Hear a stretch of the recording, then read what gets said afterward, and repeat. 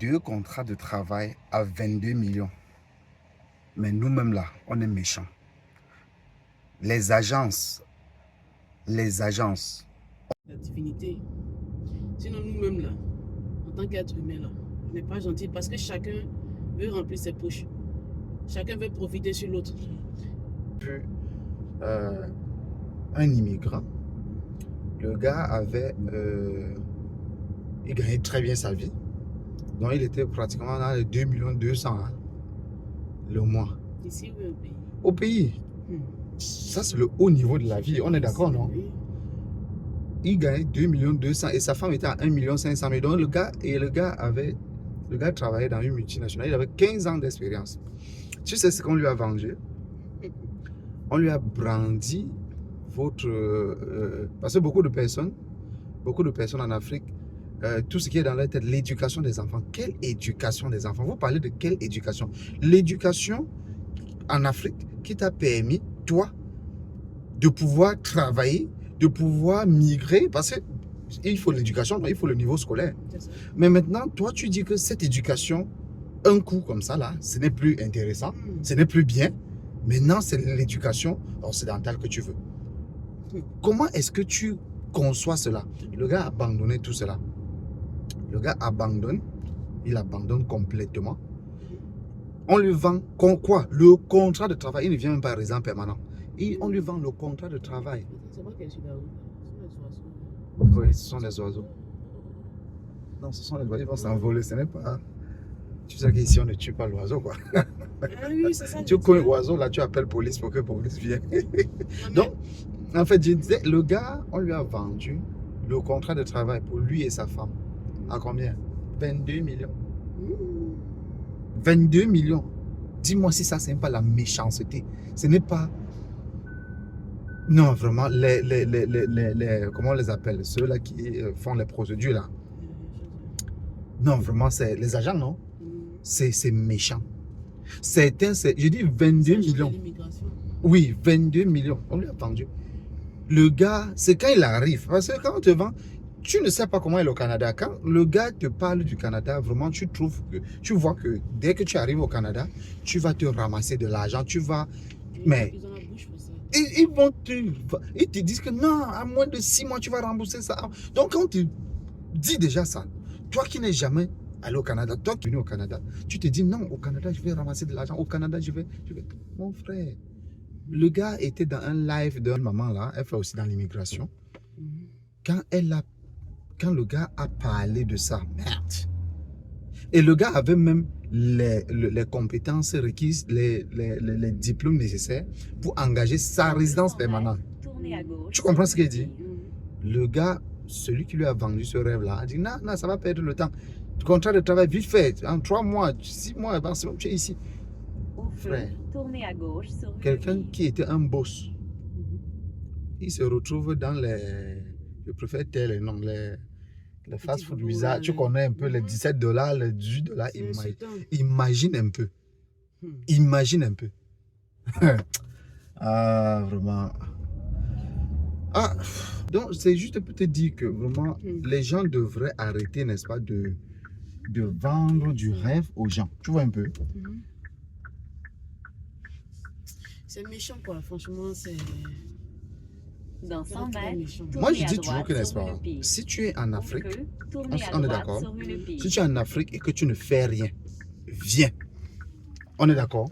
Non, mais tu peux faire quelque chose, mais puis ton salaire même là, c'est-à-dire quand toi-même tu imagines que dans 10 ans ou bien dans 5 ans là, tu vas rien récolter là. C'est là quand tu as les trucs comme ça, tu peux venir. Exactement. Mais 2 millions, ta femme a 1 million, vous avez 3 millions. C'est quel projet vous ne pouvez pas mettre dans ce pays là? Wow. 22 millions même que vous avez envoyé ici là, c'est un projet même que vous pouvez construire dans ce pays là. J'ai dit, j'étais dans le live de la maman là, mais quand j'ai écouté ce que le monsieur a dit, je suis resté glacé. Je suis resté glacé.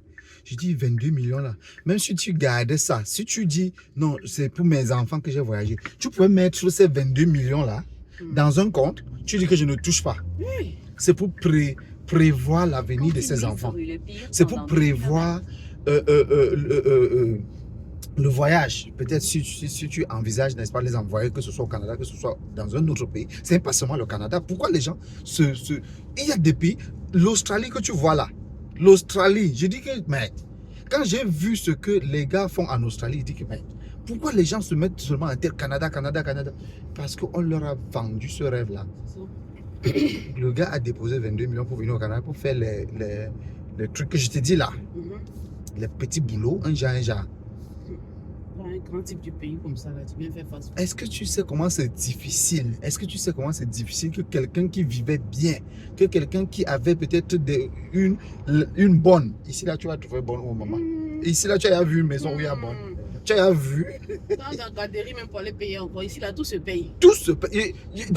J'ai dit même, prenons même l'exemple. Tu sais que quand tu as un train de vie chez nous, déjà à l'aise, déjà avec un chauffeur, des voitures alignées. Mais tu viens chez quoi ici même? Tu viens, qu'est-ce qui te prend même? Moi, il y a tout ça là au pays, là, je viens ici en vacances. Non, le problème c'est que, ma chère, on ne leur dit pas la vérité. C'est ça le problème. On ne leur dit pas la vérité. Je viens en touriste, en chose. On ne leur dit pas la vérité, je t'assure. Tu vas voir quelqu'un, il est à l'aise, il est chez lui, il a construit, il fait son business, on lui dit non, viens au Canada. Tu viens au Canada, recommencer à zéro, c'est facile. Et quand on dit mais recommencer à zéro, tu n'es pas sûr que tu vas atteindre un jour le niveau que tu as ou que tu avais dans ton pays. Je parlais la fois dernière à une collègue camerounaise là. Oui. On travaille ensemble, il lui a dit. Et continuez sur boulevard Valcartier pendant 8 km. Ça fait 10 ans, 15 ans qu'ils sont ici, qui n'ont pas d'argent. Nous, on ne croit pas ou bien on se moque d'eux. Et il y a nous-mêmes qui venons d'arriver là. 3 ans même est passé vite sur nos pieds comme ça. Très bien. Tu as quoi? Et il y a quoi dans notre compte ici? Regarde ton compte, il y a quoi dedans? 3 ans. Et on est en train de lutter, on est en train de rentrer dans la 4e année. Très bien. Et bon, quand tu vas t'asseoir au moins pour avoir ce document-là, tu vas recommencer encore d'autres affaires. Et d'autres affaires sont des années qui passent comme ça. Exactement. Jusqu'à ce que tu te reconstruises là. Tu as 10 ans ici, 15 ans. Facilement. Facilement, parce que ça passe tellement vite devant 10 toi. 10 ans à défiler devant toi. Ça a défilé devant toi, tu n'as sais rien vu. Est-ce que tu sais que j'ai des personnes, tu comprends un peu, qui aujourd'hui ont honte de retourner. Non, mais c'est ça. Pourquoi? Parce que lui, il voit sa vie 10 ans, 15 ans déjà sur place. Oui. Il a abandonné tout. Il avait un avenir vraiment florissant dans son pays. Il a laissé tout pour dire non, rêve canadien. Il est arrivé au Canada. Depuis, il tourne sur place, il paye les factures. Et du coup, quand il appelle au pays, son ami dit non, je me suis marié, j'ai déjà 5 enfants, j'ai déjà ceci, j'ai déjà. Il ne sait pas, tu comprends un peu. Quand on lui parle, il y a beaucoup qui sont complexés. Hein. Quand il entend ça, il dit que mec, moi, son ami au Cameroun dit non, j'ai déjà ma maison, j'ai déjà ceci. Quand il pense à tout ça, il dit putain, où est-ce que tu vas aller déposer, payer un terrain là-bas? Où est-ce que à quel moment sur le terrain, tu vois un peu? Donc, le terrain, on était vieux pour laisser. Les terrains sont devenus chers. Quand tu retournes là, quand tu arrives là, tu brûles pour acheter un terrain. Oui. Mais tu achètes le terrain là. À quel moment tu as construit? À quel moment tu vas construire? Et maintenant, le gars dit, il ne sait pas comment il va rentrer. Tu rentres comment? Et tu rentres comment? C'est la honte. Je t'assure que plus de 95% de personnes ici au Canada, que ce soit en Europe, que ce soit partout, c'est parce qu'ils n'ont pas encore réussi leur Canada qu'ils sont encore là. Celui-là qui a déjà réussi son Canada est rentré. On est d'accord? Parce que quand tu réussis ton Canada, ça veut dire que quoi? Tu as déjà assez de moyens, tu as déjà assez d'argent, que ce soit dans un compte bancaire, que ce soit tes investissements, là, dans ton pays natal, qui te permet, n'est-ce pas, d'avoir une certaine stabilité pour pouvoir retourner. Tu crois que tout le monde aime le stress qu'on est dedans là, la course de chaque matin? C'est un pays mystique. Non. Tu travailles l'argent, tu ne vois pas l'argent. Parce qu'ils ont mis des infrastructures, ils ont mis tous les trucs pour que ton pour argent. Pour absorber ton argent. Pour absorber ton argent, pour ne même pas que non. C'est-à-dire que tu sois fiché, c'est comme si tu sois fermé dans une boîte. Non? Très bien. Moi, je dis que le Canada, c'est la sorcellerie. C'est la sorcellerie. Quand c'est une secte, quand tu es dedans, pour que tu. Je disais à un nouveau arrivant là, que comme tu es arrivé là, tu n'es pas encore dans la secte. Attends, quand tu vas déjà te prendre la NAS, quand tu vas déjà te prendre un numéro de téléphone, quand tu vas déjà te prendre une maison, les 3 là, jusqu'à ce que tu vas entrer dans le système, parce que c'est avec ça que tu entres dans le système. Parce que c'est avec la NAS que tu entres dans le système. Jusqu'à les factures commencent à passer, on commence à couper. En fait, tu commences à comprendre la pression de ce que nous on te dit chaque jour. Parce que quand les factures commencent à passer dans ton compte, que ce soit les assurances, que ce soit la compagnie de téléphonie, que ce soit le logement, que ce soit tout ce qui passe dans ton compte bancaire pour tailler, que ce soit même les impôts, tu travailles, on taille pratiquement la moitié. Que ce soit tout ça, tu comprends un peu? Une pression s'installe. Tu ne peux plus rester à la maison. On est d'accord? Tu n'as même pas droit à la maladie. Est-ce que quand tu tombes malade au Canada, tu vas payer la facture avec quoi? Tu vas tomber malade, faire 2 semaines, comme on fait souvent chez nous là. Eux-mêmes là, ils ne voient pas en train de faire 2 boulots ici, en train de faire trucs. Oui. Parce qu'ils planifient même leurs affaires. Oui. Eux là, ils travaillent pour aller en vacances. Ils travaillent pour être son argent, c'est pour travailler et aller en vacances. Ici Oui. là, La pression. La pression qu'il y a ici là, c'est pas bon.